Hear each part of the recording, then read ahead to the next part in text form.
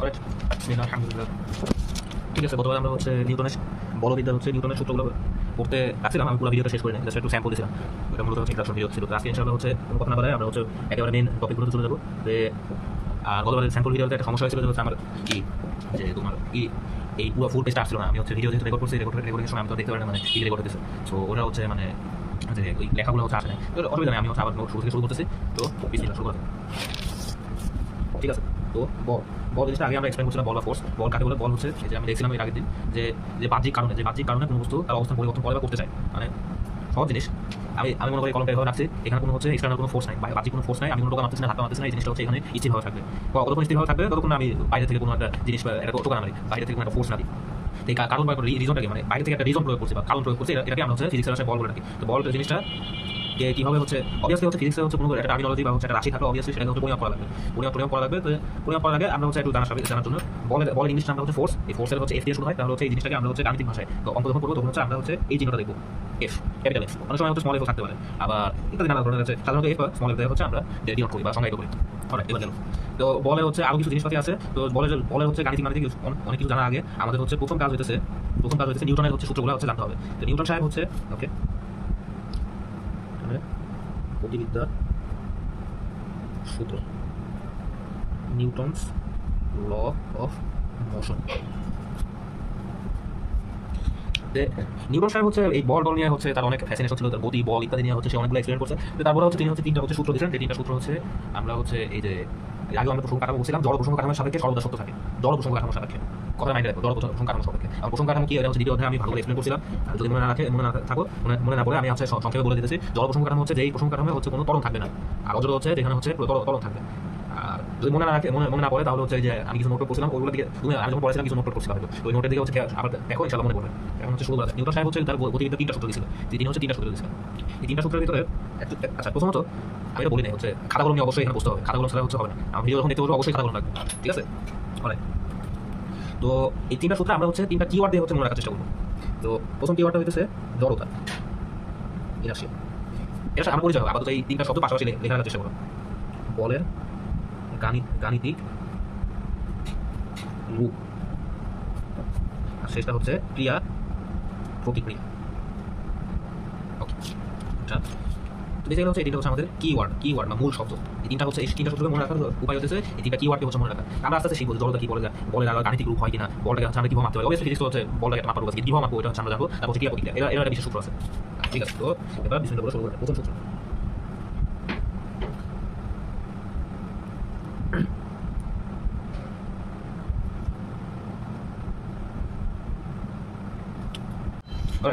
সূত্র প্রথম সূত্র কি বলছে তাহলে দেখি, আগে সূত্রটা পড়ে নিই।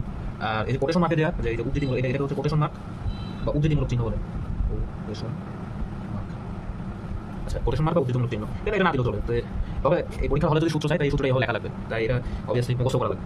আচ্ছা ঠিক আছে, আমরা কথা বলে হচ্ছে সূত্রটা দিকে বলছে কি, এখানে হচ্ছে বলছে বাহ্যিক বল প্রয়োগ না করা পর্যন্ত। কথা খেয়াল করো, বাহ্যিক বল প্রয়োগ না করা পর্যন্ত। আচ্ছা, এখানে আমি লিখি কোনো বস্তু হবে, কোনো বস্তু স্থির থাকে। বাহ্যিক বল প্রয়োগ না করা পর্যন্ত কোনো বস্তু বা বস্তু স্থির থাকে এবং গতিশীল বস্তু সমবেগে, আমি কিন্তু হচ্ছে দ্বিতীয় অধ্যায়ে বলছিলাম যে সমবেগ, বেগ আর দ্রুতি কথার ভিতরে পার্থক্য আছে। সমবেগে, আমি ব্র্যাকেটের জন্য পাশাপাশি লিখেও দিচ্ছি, এটা পরীক্ষা খাতায় না লিখতে হবে, একই দিকে গতিশীল থাকে। আচ্ছা, এখন হচ্ছে কথাটা হচ্ছে একটু ব্রেকডাউন করার চেষ্টা করি। যে জিনিসটা খুব সিম্পল জিনিস, খুব এটা জটিল বিষয়, কমন সেন্সের বিষয়। এটা সূত্র আকারে দেখছেন। এখানে বলছে কি, মনে করে হচ্ছে আমার হাতে একটা কলম আছে, এটা একটা বস্তু এইভাবে আছে, এটার উপর আমি যদি বল না প্রয়োগ করি অবভিয়াসলি এটা নড়ার কথা না, নড়বে না, স্বাভাবিকভাবে নড়বে না।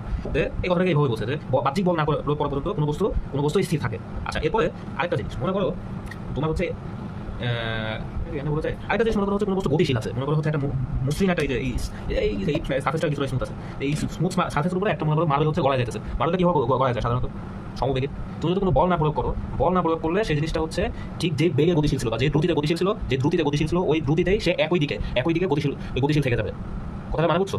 জিনিসটা সহজভাবে চিন্তা করা যায়। যে মনে করো মার্বেলটা হচ্ছে একটা গলায় যেতেছে, একটা মনে করো এই টাইলসের মেথের উপরে গলায় যেতেছে। তুমি যদি হচ্ছে এটাকে লাথি না মারো কিংবা হচ্ছে কোনো টোকা না মারো, তাহলে ওই জিনিসটা ঠিক যেভাবে মনে করো যে গতিতে গলায় যেতেছিল ওই গতিতে গলায় যাবে। স্বাভাবিক জিনিস, কারণ ওর উপরে আর কোনো ফোর্স কাজ করতেছে না। বুঝতে পারছো? ওকে, ঠিক আছে, আরো বুঝতে পারছো। তো এই সূত্র থেকে একটা জিনিস হচ্ছে তোমার একটা কোনো সিদ্ধান্ত, একটা জিনিস হচ্ছে খুব মনোযোগ দিয়ে শোনো, যে বল প্রয়োগ করছি, বল প্রয়োগ করার নিদর্শন কি, বল যে প্রয়োগ করছে ওটা নিদর্শন কি? বল প্রয়োগ করলে তার বস্তুর হচ্ছে ত্বরণ হবে। ত্বরণ জিনিসটাকে এটা হচ্ছে দ্বিতীয় অধ্যায়ে পড়া হয়েছিল। ত্বরণ হবে মিটার পার সেকেন্ড স্কয়ার, ত্বরণ হবে মানে তার বেগটা হচ্ছে পরিবর্তন হবে, বেগের সময় সাপেক্ষে বেগ পরিবর্তন হবে, ত্বরণ হবে। বুঝতে পারছো? আর নিউটনের প্রথম সূত্র থেকে আরেকটা খুব ইম্পর্টেন্ট জিনিস, একটা ইম্পর্টেন্ট আইডিয়া হচ্ছে তোমার হচ্ছে আসে, আর সেই আইডিয়াটার নাম হচ্ছে জড়তা। জড়তা খুব ইম্পর্টেন্ট জিনিস। এটা সাধারণত ক বা ক্ষয়ের প্রশ্ন আসে, এবং ক্ষয় হচ্ছে এটা একটা ব্যাখ্যামূলক প্রশ্ন আসে। জড়তা জিনিসটা কি? আচ্ছা, আসলে আমরা বলি, কোনো স্থির বস্তু, স্থির এবং গতিশীল বস্তুর একই দিকে গতিশীল থাকার একই দিকে গতিশীল থাকার প্রবণতাকে জড়তা বলে। এর মানে কি? এর মানে হচ্ছে তুমি, আচ্ছা জিনিসটা হচ্ছে কেমন ব্যাখ্যা করা যায়? জিনিসটা হচ্ছে এইভাবে বুঝো। মনে করো হচ্ছে তুমি গাড়িতে উঠছো, গাড়ি হচ্ছে বাসে উঠছো বা গাড়িতে উঠছো, গাড়িতে ওঠার সময় তোমার হচ্ছে তুমি হচ্ছে গাড়িটা মনে করো স্থির আছে, তুমি হচ্ছে গাড়ি থেকে উঠছো, উঠে তুমি সিটে বসছো, তো সিটে বসছো, তো গাড়ি ড্রাইভার হচ্ছে যে গিয়ার চাপছে, হচ্ছে গাড়ি স্টার্ট দিছে। স্টার্ট দিলে কি হয়? তুমি একটা পিছনের দিকে একটা ঝুঁকে ঝাঁকুনি খাও না, কেমন দেখছো? এটা পিছনের দিকে হচ্ছে ঝাঁকুনি খাও, গাড়ি যে স্টার্ট দিচ্ছে তুমি এটা পিছনের দিকে এটা মনে হলো যে হচ্ছে এটা পিছনের দিকে একটা ফোর্স অনুভব করছিলাম। তো এই জিনিসটাকে আমরা হচ্ছে একটা নাম দিয়েছি, এটার নাম হচ্ছে জড়তা। এই জিনিসটাকে আমরা নাম দিয়েছি, এটার নাম হচ্ছে জড়তা। আবার হচ্ছে আরেকটা বিষয় খেয়াল করো, মনে করো গাড়ি গতিশীল আছে, অনেক জোরে যাইতেছে, গাড়ি যাইতেছে, হঠাৎ করে মনে করো তোমার বাস যাইতেছে, বাস যাওয়ার আগে তোমার সামনে হচ্ছে একটা মনে করো একটা দুষ্টু ছেলে বসে, বাস ড্রাইভারের সামনে কিছু একটা বসে হার্ড ব্রেক করছে, হার্ড ব্রেক তুলে হার্ড ব্রেক করছে, তাহলে কি হয়? যাত্রী ড্রাইভার সহ সব সামনের দিকে হচ্ছে উড়ে যাওয়ার একটা প্রবণতা তৈরি হয়, সিট থেকে হচ্ছে উড়ে যাওয়ার প্রবণতা। বুঝতে পারছো? তো এই যে বস্তুতে একটা টেন্ডেন্সি বা প্রবণতা, যে হচ্ছে স্থির বস্তু স্থির থাকে এবং গতিশীল বস্তু গতিশীল থাকে, যখন হচ্ছে বল প্রয়োগ করা হয়, মানে একবার তার হচ্ছে এই যে পরিবর্তন হচ্ছে একটা রেজিস্ট্যান্সের যে থাকে, টেন্ডেন্সি থাকে, এই প্রপার্টিকে আমরা হচ্ছে এই মানে প্রপার্টি বা হচ্ছে তার গুণগত ধর্মটাকে আমরা হচ্ছে জড়তা বলি, অন্তর্বর্তী ধর্মটাকে। বুঝতে পারছো? এই জিনিসটা খুব সহজ। এখন স্বাভাবিকভাবে প্রশ্ন থাকবে যে হচ্ছে আচ্ছা ভাই, জড়তা তাহলে কিসের জন্য অনুভব করি না? এটার পিছনে কারণটা কি? এটার পিছনে কারণটা কি হতে পারে? কি হবে? আচ্ছা, আমি যখন দ্বিতীয় অধ্যায় পড়াইছিলাম, ওই যে মনে আছে প্রসঙ্গ কাঠামো, তারপর হচ্ছে অজড় প্রসঙ্গ কাঠামো, ওই জিনিসগুলো একটু ইয়াদ করতে মনে করতো। আমি একটা জিনিস বলছিলাম যে মানুষ সবসময় তার হচ্ছে নিজেকে হচ্ছে সে যদি গতিশীল থাকে, মানে মানুষের ব্রেন হচ্ছে একটা যে মনে করো নিজেকে সবসময় স্থির হিসাবে কল্পনা করার টেন্ডেন্সি থাকে, মানুষ নিজেকে হচ্ছে সবসময় স্থির হবে। জিনিসটা তুমি নিজে খেয়াল করো, জিনিসটা তুমি নিজে বোঝার চেষ্টা করো। মনে করো তুমি হচ্ছে এমন একটা প্লেনে আসো, মনে করো প্লেনে আসো, ট্রেন কিন্তু অনেক স্পিডে যায়, তো এই প্লেনের উপরে তুমি আসো, প্লেনের ভিতরে তুমি হচ্ছে তোমার জানা দরজা সব বন্ধ, সবকিছু বন্ধ, তুমি আসো ওই প্লেনটা হচ্ছে কেউ যদি বাইরে দিকে থেকে তাকায় তখন বুঝতে হচ্ছে না প্লেনটা হচ্ছে অ্যাকচুয়ালি অনেক স্পিড নিয়ে ঘুরতেছে, কিন্তু তুমি ওই প্লেনের ভিতরে যখন আসো, হচ্ছে ট্রেন তো আর মনে হঠাৎ করে ঝাঁকি মারে না, কোনো ঝাঁকি নাই, কিছু নাই, কোনো শব্দ নাই, তুমি তো এখানে যাও, তোমার মনে হবে জানি হচ্ছে তোমার প্লেনটা, তুমি হচ্ছে স্থির আছো, প্লেন স্থির আছে, সব স্থির আছে। বিষয়টা আর একটু ভালোভাবে বুঝতে পারবে। এই যে তুমি পৃথিবীতে আসো, তুমি জানো পৃথিবীর স্পিডটা আসলে কত, এই সূর্য তার দিকে ঘুরতেছে, পৃথিবী আসলে কত স্পিডে ঘুরতেছে। আমি হচ্ছে একটু মানে সংখ্যাটা একটু লিখে দিই, per second 30,000 kilometre per second. আমি তোমার মনে করো মোটর সাইকেলে হচ্ছে কেউ যদি 100 কিলোমিটার পার আওয়ার উঠায়, আওয়ার কিন্তু আওয়ার, তখন আমি তাকে মানুষজন তারা বলে হচ্ছে এই যে বিমান চালাইতেছে। বুঝে লাগলো এত স্পিডে পৃথিবী ঘুরতেছে, মানে হচ্ছে সূর্য চারিদিকে ঘুরতেছে, আমরা হচ্ছে কোনো গতি অনুভব করতেছি না। কারণ কি? আমরা হচ্ছে তার সাথে পৃথিবীর সাথে ঘুরতেছি, এবং আমাদের টেন্ডেন্সি আছে হচ্ছে আমরা হচ্ছে নিজেকে সবসময় স্থির হওয়ার চেষ্টা করি। তো বাসে বা ট্রেনে যখন হচ্ছে মনে করো হচ্ছে ইটা আসে, মনে করো বাসে যখন স্থির বাসে তুমি হচ্ছে বসছো, সিটের উপর বসছো, তখন গতি মারে, তখন হচ্ছে পিছনের দিকে একটা ফোর্স অনুভব করো, রেজিস্ট্যান্স আসে। তো এই প্রপার্টিটা হচ্ছে তোমার হচ্ছে জড়তা। আসলে বুঝতে পারছো জিনিসটা কি হচ্ছে, জড়তা কিভাবে হচ্ছে, এটা চিন্তা করলে তুমি নিজে বুঝতে পারবে জিনিসটা কি হচ্ছে। এই প্রসঙ্গ কাঠামো, জড়তা, এগুলো খুব মানে নিজের সাথে জড়িত, এটা চিন্তা করলে তুমি বুঝতে পারবে জিনিসটা। ওকে, তো এখান থেকে দুটো প্রশ্ন আছে সাধারণত, যে হচ্ছে আমি যে এখন ব্যাখ্যা করার কারণ আছে। এখান থেকে ক্ষয় তোমার 2 মার্কসে, সৃজনশীলের প্রত্যেকটা হচ্ছে 10 মার্কস থাকে। একটা সেটে সৃজনশীলে তোমার হচ্ছে আরেকটা জিনিস, তোমার হচ্ছে ফিজিক্সের সৃজনশীলে এখন কি করছে জানি না, কিন্তু আমাদের সময় হচ্ছে করতো, তোমাদের সময় মনে হচ্ছে আরো নতুন হচ্ছে শর্ট কোশ্চেন অ্যাড করছে বলতে হচ্ছে এমসিকিউ কমায় তোমাদের হচ্ছে এমসিকিউ সৃজনশীল কমায়, কিছু হচ্ছে 20 মার্কসে হচ্ছে সংক্ষিপ্ত প্রশ্ন উত্তর অ্যাড করছে। তো ওটা অসুবিধা নেই, ওটা পড়া থাকলে ইনশাআল্লাহ তুমি নিজেই পারবা। যে তোমার হচ্ছে সৃজনশীলে হচ্ছে তোমার সাধারণত হচ্ছে 7টা প্রশ্ন থাকে তোমার মেন বোর্ড পরীক্ষায় 7টা হচ্ছে সৃজনশীলের সেট থাকে। সেট ওই সেটের হচ্ছে ভিতরে হচ্ছে ক, খ, গ, ঘোড়ার ঘ, এই 4টা হচ্ছে সেট আকারে কোশ্চেন থাকে। তো কয় নাম্বার 1, কয় নাম্বার 2, কয় নাম্বার 3, কয় নাম্বার 4, বুঝতে পারছো? এগুলো হচ্ছে মার্কস থাকে। তো ক আর খ হচ্ছে তোমার হচ্ছে বর্ণনামূলক, তোমার হচ্ছে এই যে জ্ঞানমূলক প্রশ্ন, এটা হচ্ছে জ্ঞানমূলক, মানে এক লাইন লেখা লাগে জাস্ট সিম্পল একটা কোশ্চেন করে, মনে করো হচ্ছে এরকম কোশ্চেন করে, জড়তা কাকে বলে কিংবা হচ্ছে বল কাকে বলে, এই টাইপের কোশ্চেন করে। ক্ষয় হচ্ছে তোমার হচ্ছে সাধারণত ব্যাখ্যামূলক বিভিন্ন ঘটনা দিয়ে ওটা হচ্ছে সারসংক্ষেপে ব্যাখ্যামূলক একটা ঘটনা থাকে, যে ফিজিক্সের সাধারণত এরকম ব্যাপার। আর ঘ সাধারণত হচ্ছে ম্যাথ থাকে, আমার কিছু সময় হচ্ছে থিওরি বা তত্ত্ব থাকে, মানে খুব অ্যাডভান্স তত্ত্বগুলো থাকে, বর্ণনা করতে থাকে। তো হচ্ছে প্রত্যেক সেটে টোটাল হচ্ছে এই যে যোগ করলে 10 মার্কস আছে। তো এইভাবে হচ্ছে তোমার 7টা সেটের ভিতরে 5টা সেটের আনসার করা লাগবে ফুল মার্কস পাওয়ার জন্য। বুঝতে পারছো? এখান থেকে 50 আসে, আর তোমাদের হচ্ছে এখন 20 মার্কস হচ্ছে কিসের জন্য, এই যে সংক্ষিপ্ত প্রশ্ন উত্তর অ্যাড করছে। আমার মনে হয় আমি জানি না প্র্যাকটিক্যাল এখন নেয় কিনা, আর তোমাদের মনে এমসিকিউ হচ্ছে 20 আমরা চেক করা চেক করা। আমাদের সময় হচ্ছে এই যে 50 মার্কস হচ্ছে ইয়া থাকতো, এই যে সিওসি থাকতো, আর 25 মার্কস এমসিকিউ থাকতো। এগুলো মিলে হচ্ছে 75 নাম্বার হতো, আর 25 নাম্বার হচ্ছে তোমার মুছিয়ে মিলে যেত। ওটা হচ্ছে তোমার প্র্যাকটিক্যাল থাকে, প্র্যাকটিক্যাল কেউ দেখেন, ওটা সহজ হিসাবে সবাই দিয়ে দিত। এখন হচ্ছে তোমার করা হচ্ছে, ওটা হচ্ছে পরের বিষয়। এই জন্য ক নাম্বার কোশ্চেন সাধারণত হচ্ছে এটা বসে থাকে, হচ্ছে তোমার দুটো প্রশ্ন আছে। প্রথম প্রশ্ন হচ্ছে তোমার মনে করো প্রথমে বলে গাড়িতে উঠলে, স্থির গাড়িতে উঠলে স্টার্ট আপ দিলে পিছনের দিকে ঝাঁকি খাওয়ার কারণ কি?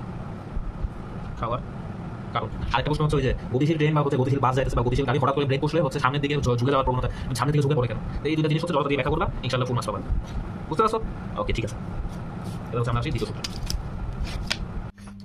আচ্ছা, তো যে জিনিসটা ব্যাখ্যা করছিলাম, দুটো প্রশ্নকে আরো একটু ভালোভাবে ব্যাখ্যা করা যায় কীভাবে? যেমন হচ্ছে তোমার যখন গাড়িতে প্রথম উঠলাম, গাড়িতে যখন হচ্ছে আমার হচ্ছে যে নিজের অংশটা, গাড়ির সিটের সাথে যে অংশটা লেগে আছে, গাড়ির সিটের সাথে মনে করো যে অংশটা লেগে আছে,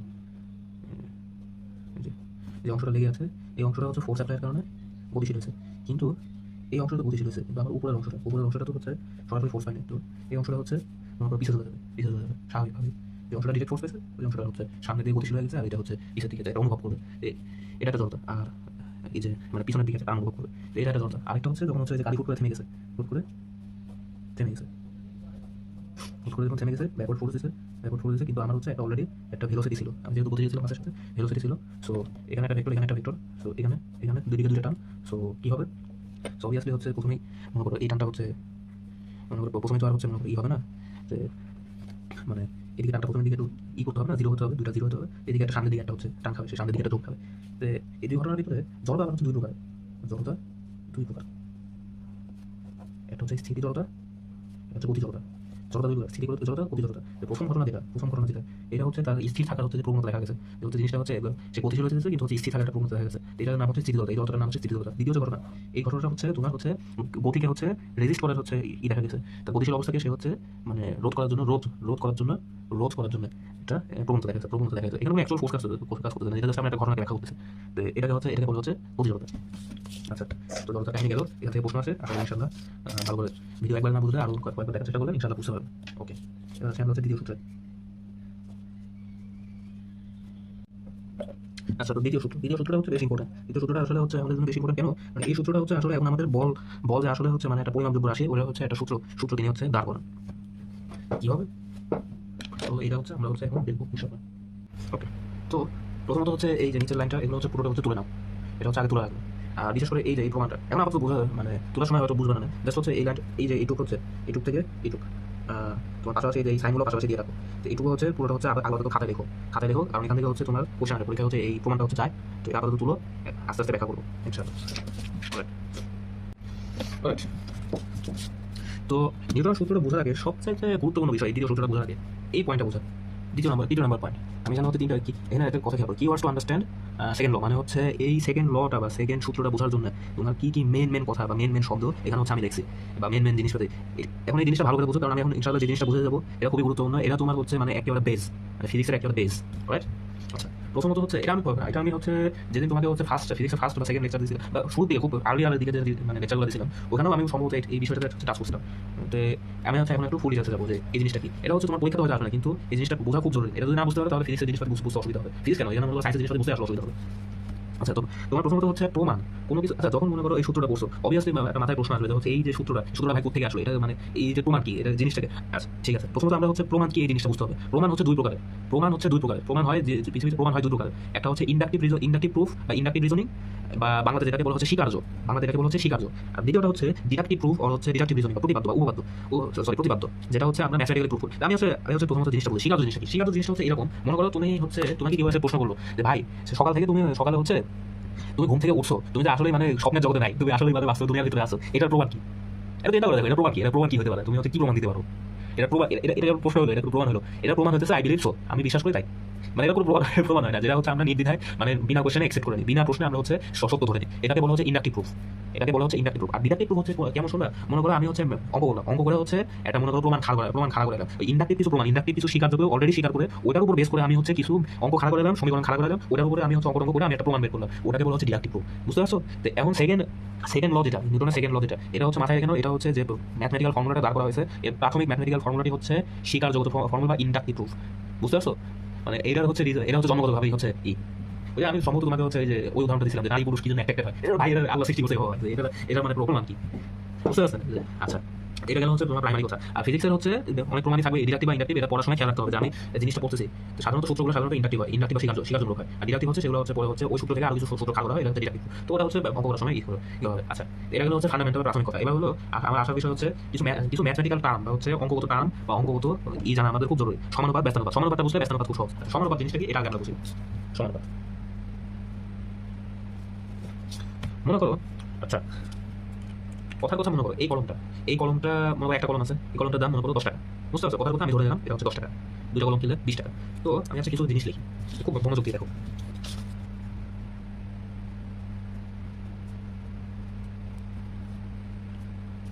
মনে করো কলমের সংখ্যাকে আমি হচ্ছে একটা তোমার কি বলে ভ্যারিয়েবল বা হচ্ছে একটা অজানা রাশি হিসাবে ধরে নিলাম। এটাকে বাংলা জানি কি বলে, আমি ভুলে গেছি বাংলাতে। এটাকে দেখো ভ্যারিয়েবল, সমীকরণ করে আসছে না এতদিন, এটাকে হচ্ছে ভ্যারিয়েবল একটা ধরে নিলাম যে হচ্ছে কলমের সংখ্যা 1।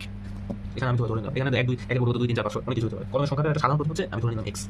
কলমের দাম ওয়াই ইকুয়ালস হচ্ছে 10 টাকা। সো আমি যদি মনে করো এভাবে লিখি ওয়াই বাই এক্স, সো এটা কি কীভাবে লেখা যায়? সো এটাকে আমরা লিখতে পারি 10। অলরাইট, ঠিক আছে। আচ্ছা, এখন একটা কলমের দাম 10 টাকা, দুটা কলমের দাম কী হবে? 20 টাকা, তিনটা কলমের দাম 30 টাকা। তো লিখি, এটাকে যদি আমি আরেকটু ভালোভাবে লিখি তাহলে কি হবে? একটা কলমের দাম, এটা আমি হচ্ছে মনে করি একটা ভগ্নাংশ আকারে প্রকাশ করলাম। আমি কথা প্রকাশ করলাম, কলমের দাম ডিভাইডেড বাই হচ্ছে কলমের সংখ্যা, এইভাবে প্রকাশ করলাম। এই কথাটা এই জিনিসটা মানে হচ্ছে এটা কলমের দাম ডিভাইডেড বাই কলমের সংখ্যা, এইভাবে হচ্ছে আমি ধরলাম। তো আমি হচ্ছে মনে করো, আচ্ছা আমি এভাবে লিখতে পারি না 10, তারপর হচ্ছে 10 হচ্ছে 10, মানে প্রত্যেকটা সংখ্যা হচ্ছে 10-এর সমান হবে। আমি জিনিসটাকে এভাবে লিখতে পারি না? কথাই সত্য? হ্যাঁ, কথাটা সত্য। আচ্ছা, তাহলে হচ্ছে এই জিনিসটাকে মনে করো, তাহলে আমরা কীভাবে লিখতে পারি? এই কথাটাকে মনে করো এইভাবে লিখতে পারি, মান এটা যেরকম সত্য, এটা একটা সত্য, এটা আরেকটা সত্য। কেমন দেখছো? তাহলে সাধারণভাবে আমি কি বলতে পারি? সাধারণভাবে বলতে পারি এটা কি, এটা হচ্ছে কলমের দাম, তাহলে হচ্ছে এটা ওয়াই ইকুয়ালস হচ্ছে 10x, অলরাইট, 10x।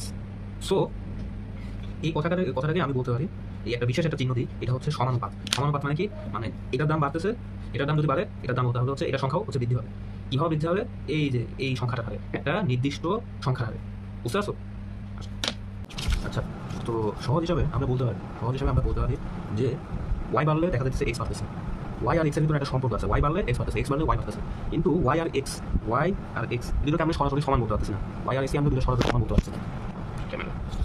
ওয়াই আর এক্সকে দুটোকে আমরা সরাসরি সমান বলতে পারতেছি না, কিন্তু আমরা একটা সম্পর্ক খেয়াল করতেছি, ওয়াই হচ্ছে এক্সের 10 গুণের সমান, 10 গুণের সমান। আচ্ছা, ঠিক আছে।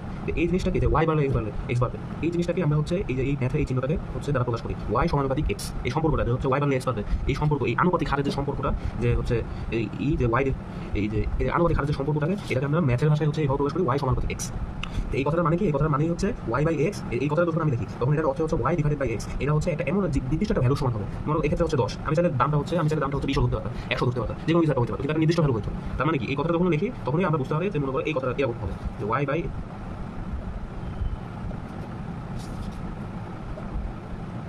এটা হচ্ছে সমানুপাতের সাধারণ সূত্র। বুঝতে পারছো? ক্লিয়ার? আশা করি ক্লিয়ার।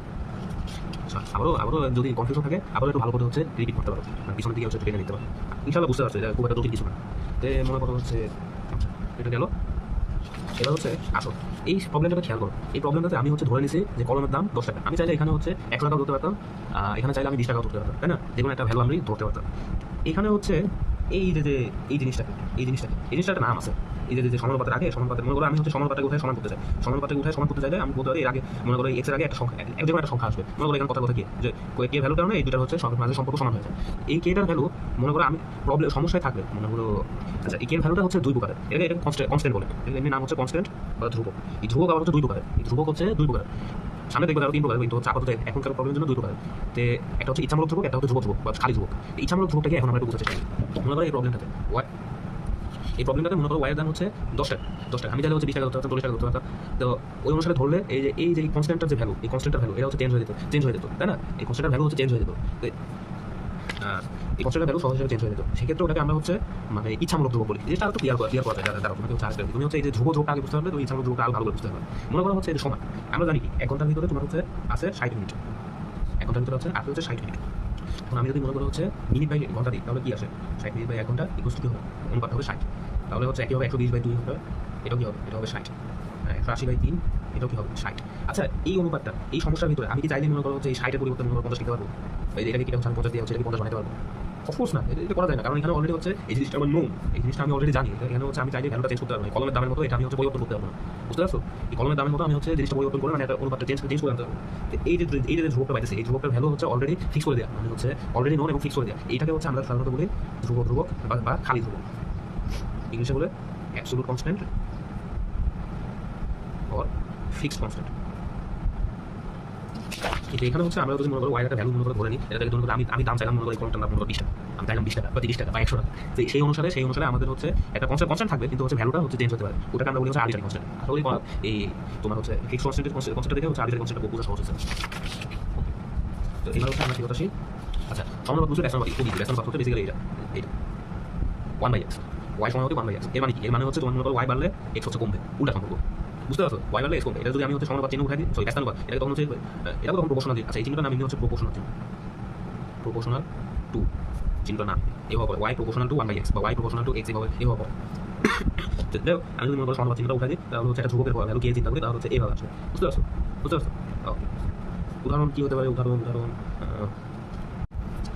আচ্ছা, তো এটার উদাহরণ কী হতে পারে? এটার উদাহরণ হতে পারে মনে করো হচ্ছে ঢাকা থেকে খুলনা যাবা। ঢাকা থেকে খুলনা গেলে তোমার হচ্ছে গাড়ির একটা নির্দিষ্ট স্পিড থাকবে। মনে করো গাড়িতে 100 কিলোমিটার পার আওয়ারে গেলে তোমার লাগে হচ্ছে 2 ঘন্টা, সরি 6 ঘন্টা। যদি 50 কিলোমিটার পার আওয়ারে যায় তাহলে কথা রাখো 3 ঘন্টা, সরি কত হবে 12 ঘন্টা। খেয়াল করছো যে হচ্ছে আমার স্পিড বাড়লে টাইম কমবে, স্পিড বাড়লে টাইম কমবে, স্পিড কমলে টাইম বাড়বে, উল্টা সম্পর্ক এবং আনুপাতিক হারের সম্পর্ক। বুঝতে পারছো? একই সমানুপাত বুঝলে এটা খুব ইজি। এটা নিয়ে সাধারণ সূত্র হবে x1 y1 x2 y2 dot xn yn equal to হচ্ছে এটা হচ্ছে আমাদের সাধারণ সূত্র। সাধারণ সূত্রটা আপাতত মাথায় রাখো, মাথায় রাখো। এটা হচ্ছে সামনে ম্যাথে আরো অনেক বেশি ব্যবহার করবো ইনশাআল্লাহ। তো আশা করি বুঝতে পারছো। এইগুলো হচ্ছে অনুপাত সমানুপাত অনুপাত। তো এখন হচ্ছে নতুন একটা কনসেপ্ট, নতুন একটা জিনিসের নাম রাখবো, সেটা হচ্ছে ভরবেগ।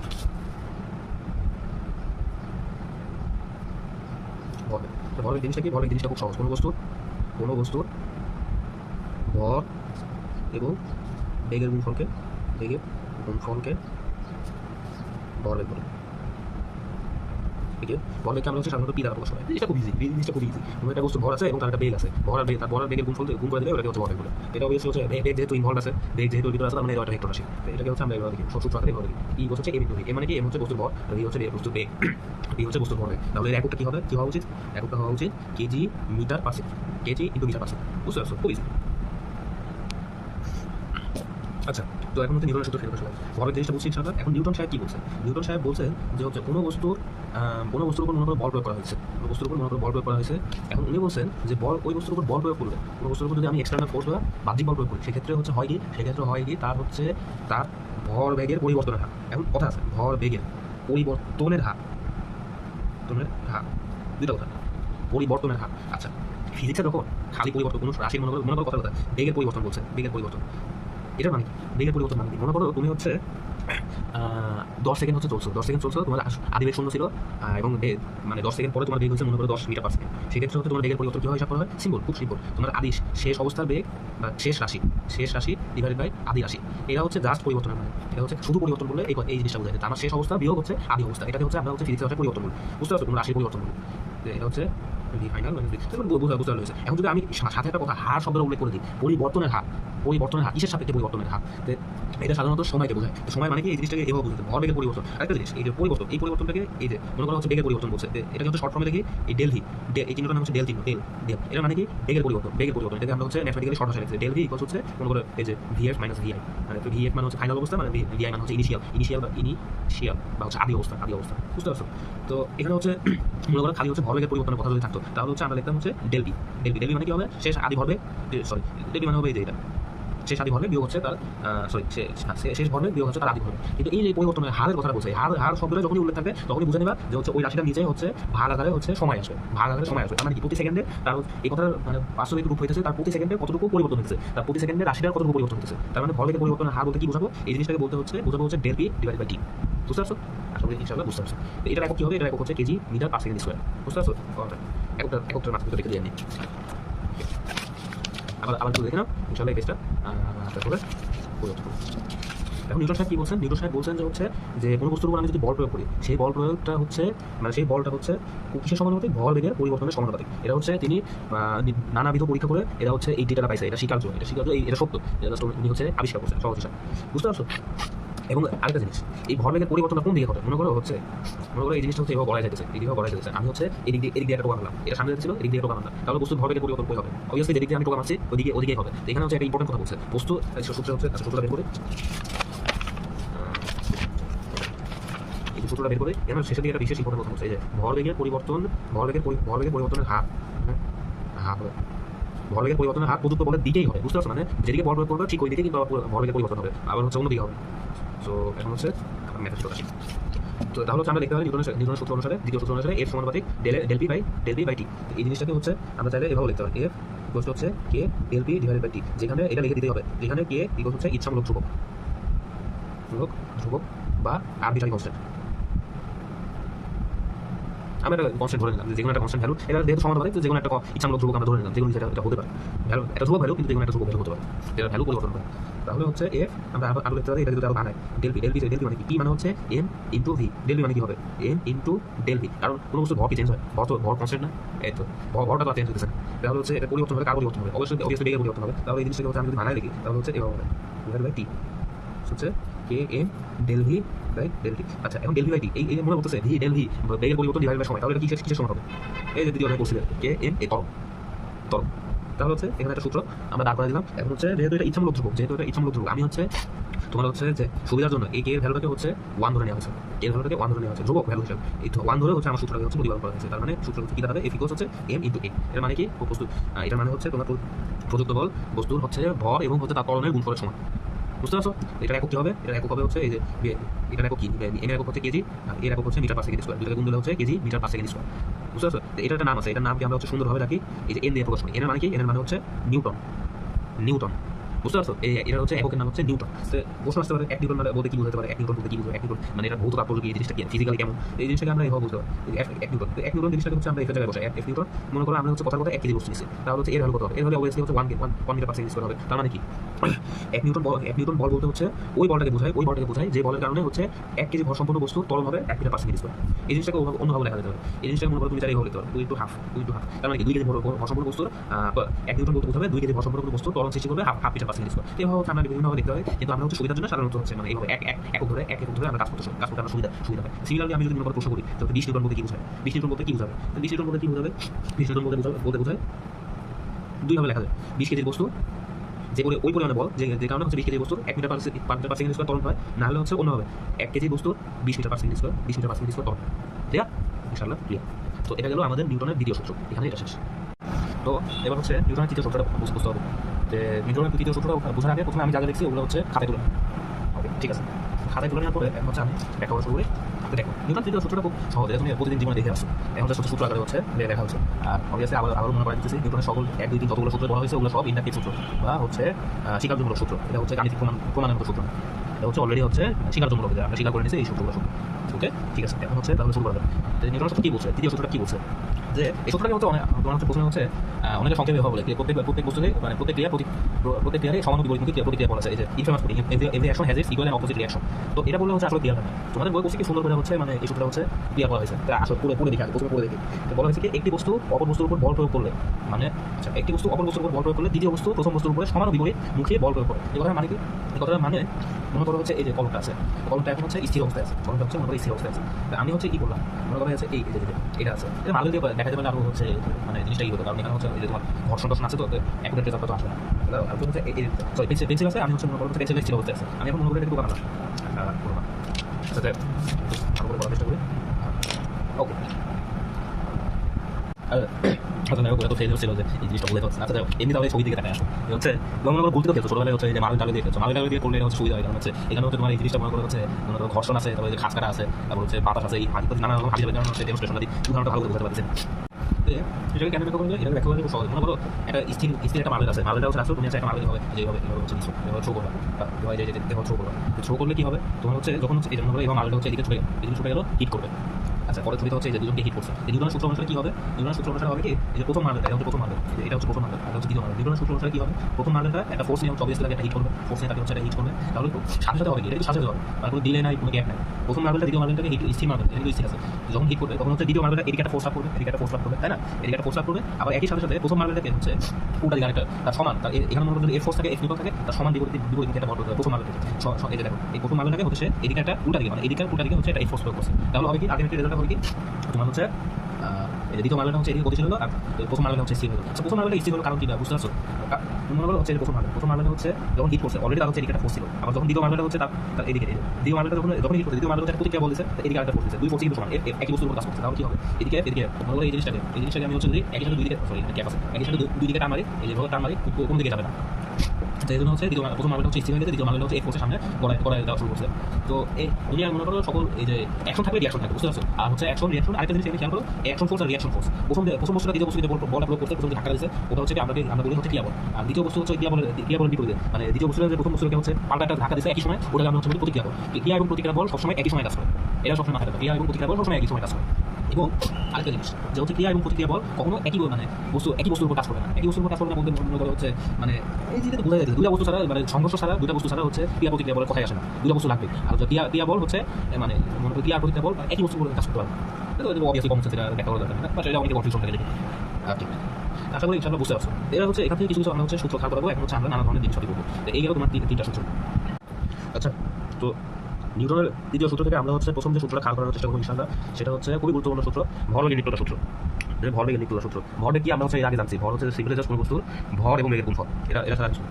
তো এটা কল্পনা করেছি, চিন্তা করি, মনে করো কথার কাছে মসৃণ পৃষ্ঠে দুটা বস্তু যেমন দুটা মার্বেল চিন্তা করতে পারবো, দেখুন আমি পুরো সুবিধাতে আমি হচ্ছে দুটা মার্বেল নিয়েছি, দুটা মার্বেল বা যেগুলো দুটা বস্তু ইউন আদি বেগে ইউটু আদি বেগে এদিকে একই দিকে এমন ভর ইন্টু ভরে দুজন দায়িত্ব আছে। কিছুক্ষণ পর তাদের মাঝখানে হচ্ছে টি সময় পর তাদের মাঝখানে একটা সংঘর্ষ হলো, তারপর হচ্ছে সংঘর্ষ হওয়ার পর তারা হচ্ছে এই পাশে হচ্ছে কন্টিনিউ করলো, এই মন বস্তুটা হচ্ছে তোমার হচ্ছে এই ভি ওয়ান বেগে এদিকে, আর এই টু বস্তুটা হচ্ছে ভি টু বেগে হচ্ছে এদিকে হচ্ছে যাত্রা করা শুরু করলো। তো এখন আমরা জানি যে হচ্ছে ক্রিয়া প্রতিক্রিয়া বল হচ্ছে সমান, এফআর এই যে এম ওয়ান বস্তুটা হচ্ছে এফআর মানে কি প্রতিক্রিয়া বল, রিঅ্যাকশন ফোর্স এদিকে কাজ করতেছে, আর অ্যাকশন ফোর্স হচ্ছে এম টু এর উপরে এফএসি অ্যাকশন ফোর্স বা হচ্ছে ক্রিয়া বল এদিকে কাজ করতেছে। তাহলে আমরা হচ্ছে তৃতীয় সূত্র হতে পাই হতে বলা যায় এফ এসি হচ্ছে মাইনাস এফআর মাইনাস কি জন্য আসলো, কারণ হচ্ছে তার বিপরীত দিকে, তাদের ডাইরেকশন হচ্ছে বিপরীত দিকে, এই জন্য হচ্ছে একটা মাইনাস দেওয়া লাগবে। তাহলে এফএসি কার উপরে এম টু ইন্টু এ টু হচ্ছে মাইনাস এম ওয়ান এটা হচ্ছে তরল, এ ওয়ান হচ্ছে তরল, এখানে তো দেখাই না, বাট এটা জাস্ট কম, এটা আমরা জানছিলাম এ হচ্ছে এম এ। আচ্ছা, তো তরল মানে কি আমরা কি জানি, তরল মানে হচ্ছে বেগের পরিবর্তনের হার। তাহলে হচ্ছে দেখি এখানে টি, এটা হচ্ছে del V two del V one T কেন, কারণ সংঘর্ষের জন্য একই, তারা একই সময় সংঘর্ষ করছে, তাই সময় দুটো সমান। ডেল মানে হচ্ছে পরিবর্তন, আর ডেল কথাটা অর্থ আমি আগে বলছিলাম শেষ অবস্থা মাইনাস আদি অবস্থা। তাহলে কি দাঁড়াবে M two del V two M one del V one এগুলো হচ্ছে জিরো। তাহলে হচ্ছে এটাকে একটু ভাঙি, ডেল ভি টুর মানে কি হবে, ডেল ভি টুর মানে হচ্ছে V two minus U two আদি অবস্থা, শেষ অবস্থা মাইনাস আদি অবস্থা plus M one V one minus U one হচ্ছে zero. Okay, M two V two plus sorry minus M two U two plus M one V one M one U one গুণ করে দিলাম। তাহলে এই মাইনাসগুলোকে ওই পাশে নিয়ে গেলে M one U one plus M two U two হচ্ছে M one V one plus M two V two. তো এম ওয়ান ইউ ওয়ান এগুলো হচ্ছে দেখা যাচ্ছে হচ্ছে কি, এগুলো কি ভরবেগ, ভর ইন্টু বেগের গুণফল। তাহলে এটা বলা যায় পি ওয়ান প্লাস, আচ্ছা এখান থেকে এখন আমাদের মেন লাইন হচ্ছে ডেরিভেটিভ করা হয়ে গেছে।